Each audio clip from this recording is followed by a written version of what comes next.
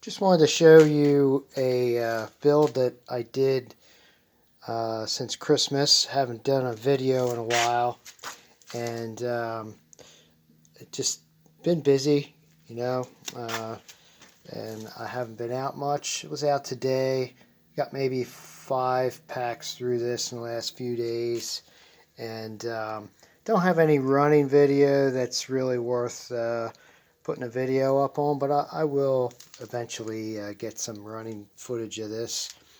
This is a Capra Axial Lcg crawler. I'm running a Punk's Customs. I'll try to get his, I don't know if that's, I don't have my glasses on, so I can't tell if that's focused or not. Punk's Customs 3D RC. This is his Stagedive chassis kit. Alright, so what that comes with is, I'll take this off here, comes with a set of chassis rails, real nice carbon fiber chassis rails. It comes with 4 of these spacers. It comes with a really nice 3D printed, it's a graphite 3D printed skid. Really light, pretty slippery, and then same deal with the sliders, and the skid mounts the stock Capra transmission, and the whole build is basically made to run your stock Capra axles, your links, your shocks, your drive shafts, your transmission, and you can even run your dig, which is really cool. All right, so the whole chassis kit, I mean, it's not super cheap. It's I think 130 bucks.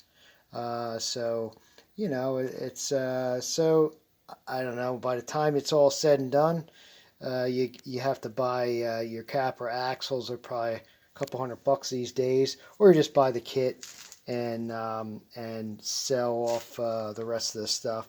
So, you know, I don't know, 650 bucks. Maybe you can put one of these together, plus you're going to need a receiver.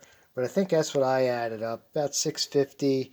And then if you sell, like I'm going to sell my cage and some other stuff from the kit, and probably might get 40 bucks for that. So anyways, so it's not cheap, not so expensive. I mean, you can drop $1,000 on a LCG rig pretty quickly. So a couple things that that I did here. Oh, just to, by the way, things you need to provide yourself. Of course, you need your axles and your rest of your Capra parts. You're going to need some bumpers. All right, so I got front and rear bumper, and they are a negative G. I bought a couple bumpers off of him. They're his cheater bumpers, and I'm running them front and rear, but they're a rear bumper. And I also have, as an optional body mount, I have a negative G body mount here that's made to run the Traxxas Sport sliding mount. Just fits in them square holes there. And I'm also running his link riser, which is it's pretty decent. So I like his stuff. I have a negative G crawler right there. Maybe you've seen it run. It's a pretty amazing rig. So anyways, those things you're going to need to provide. In my rig here, I'm running a 9 iMod brushless servo there, direct power. You can run up to, I think it's 15 volts. So I'm running that right off my 3S battery. I think it's a 50 kg servo. They're really good. I got 3 of them running now. Plus I got a 70, I think, and I might have a 60 as well. They're decent servos. I think the 50 is the best. I really like it because it's fast. It's fast, and the others, even though they're marked higher rating, I don't really think they're any stronger. But that's a really good servo. That's probably my favorite cheap servo. It's about 50 bucks, and might, depending on where you get it, might take a couple weeks to get it. And then I'm running a 9 iMod crawler motor. That's 3542 1850 kV. Basically that cheap surpass hobby outrunner. And I tell you, it's plenty powerful. It's a great little motor. And running crawl mass, or not, I'm running the Castle Micro X. That's a version 2, and it's okay. It's really nice, smooth running, but you got to run this BEC, and it's just a bunch of heavy wires hanging up high like that. It's really no good place to put it. So I might be able to mount it, and it may be mounted inside there, but I'm not real crazy about that. About having to run the BEC. So, but that's what I got, right? So it runs really nice. And let's see, what else am I got some notes here that I'm reading off of. I also have this. I think that is a Power Hobby micro servo. That's running my dig. And take a look at the dig. That's your setup. He provides this little mount here, and you mount that on your link, your upper link mounting area, and then your servo mounts on the outside of that. So everything's on the outside. This is on the outside of the frame rail. Servo mounts on the outside. That's the only way I could get it to work. Maybe there's another way. Works perfect just like that, right? And I'm running these J-Concepts ruptures, and running pretty heavy weighted wheels in the front. I weight them with low melt, and that's about 35% heavier than brass, so you don't need a whole lot of it.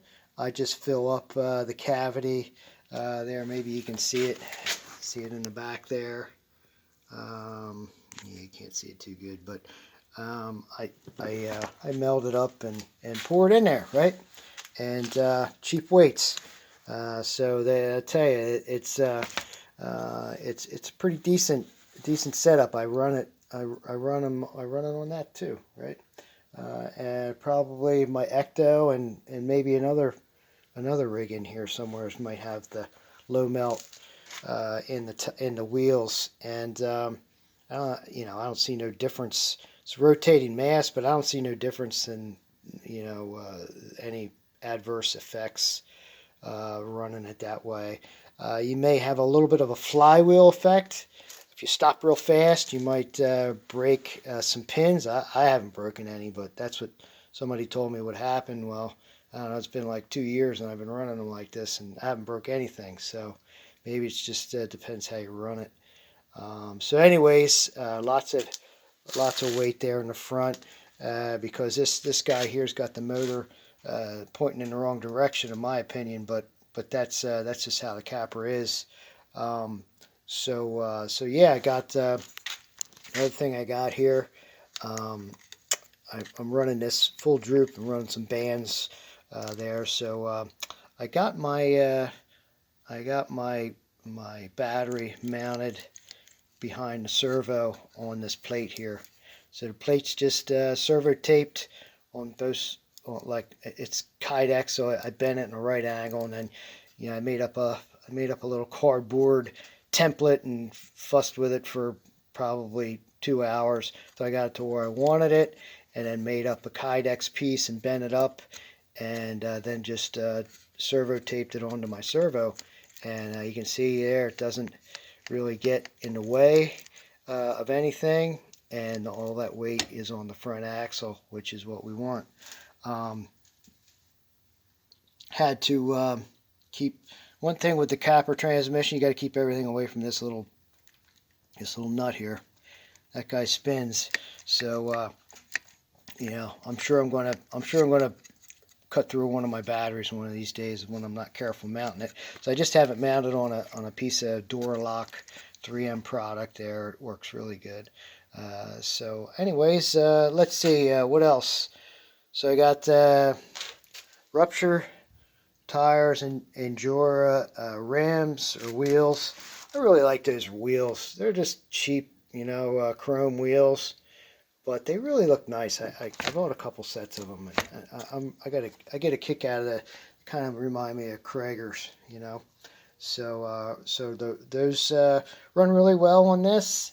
And what else? I'm running a creep body. You might have seen this body on another rig. I was running that on my RGT for a while, and still in pretty good shape. So I figured I'd cut it up a little bit more and use it on this.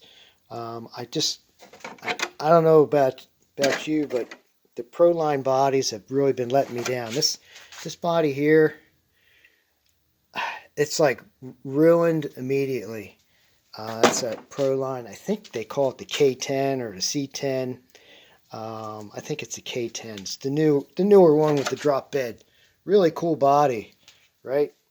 But man, it just breaks immediately. This J Concept, I've had this for like years on different rigs, and it's probably, I don't know how many packs through it. There's not even a crack in it. I mean, it's busted up a little bit around where the mounting holes are, but gee whiz, the Proline bodies, they just break immediately. They're terrible. And they're like 50 bucks. They're like 20 bucks more, right? So anyways, so running the creep body. One other thing I forgot to mention is you may notice, gee whiz, that's pretty low for a Capra transmission. Well, yeah, you would be right, because I took a 1/4 inch off the bottom of it to get it to sit down low, and I could even take more off. I think I'm looking at that motor. I might even be able to take another 100 thousandths off. But anyway, the Capra transmission's kind of high, so I took some material off of the little standoffs and got that sucker down there nice and low, and it works perfect. What else? I think that's about it. A couple things that I don't like about this rig. There's no good place to mount the battery unless you do what I did. If you're running a motor with the ESC, and you know, if you're running a Fusion, that's what I'm going to probably end up putting that in this. You won't need your ESC, so you have some space for battery over there. But I think I'm just going to keep the battery up there. So you got to kind of plan that out. And let's see. I wish I didn't need that BEC. And I think one thing I wish I had the option for. I might make another skid and have those links out, the lower links out wider, and just shorten them up, because it's if you run the Capra, it's a little floppy. It flops around a little bit, so I got it tightened down pretty good with my bands here, and that works great. But sometimes I think I would want those links out a little further, and then I just run these up a little higher maybe. But anyways, that's maybe in the future, maybe not, but so that's it, right? Punk's Custom. I want to do a little video for his stuff. There's not much about it on the internet. I think probably the best videos are Exocaged RC. He's got some good running footage, and he's got a really nice build there. I think he's running a Fusion in his. Sorry, I'm shaking. I'm shivering. It's so cold out here. But check those videos out if you want to see some more videos. Oh, you've probably seen them already if you found my Mickey Mouse channel here. I'm sure you probably watched his videos on that rig. But yeah, and there's maybe a couple other build videos. Hardly any running footage. So I'm going to get some running footage up on this thing. It's pretty impressive. A little bit longer wheelbase. I can't remember what it is, but I think it's about maybe a 1/2 inch longer than, I don't have a, oh, I got a tape measure right here. So you're looking at about 12 and a half. Yeah, about 12.5-inch wheelbase. So yeah, you can pretty much fit anybody on there. And